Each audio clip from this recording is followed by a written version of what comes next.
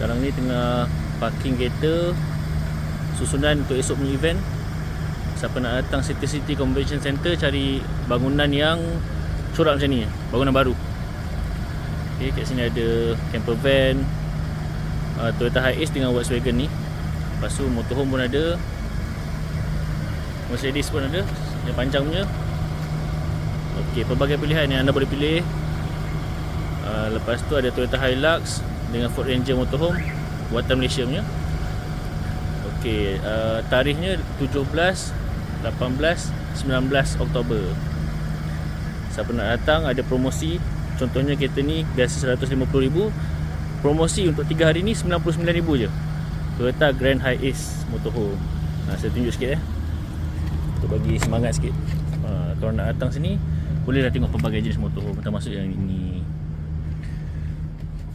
Okay, depan ni driver dia, ada laluan untuk pergi belakang.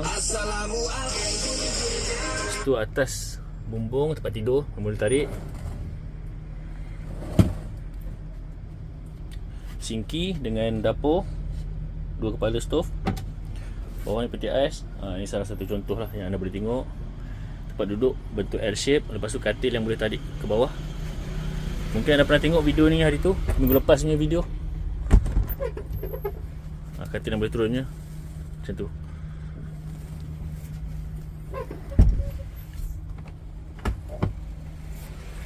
Okey, lepas tu ada apa lagi? Aircon blower. Yang ni engine punya aircon. Start engine, kita boleh pakai aircon ni untuk orang belakang. TV ada, toilet. Toilet cukup luas lah, untuk buang air boleh, basuh muka ada, cermin ada, ventilation. Lepas tu dia tingkat belakang. Okay, semua cukup lengkap motor ni untuk 99,000 je. Siapa cepat dia dapat.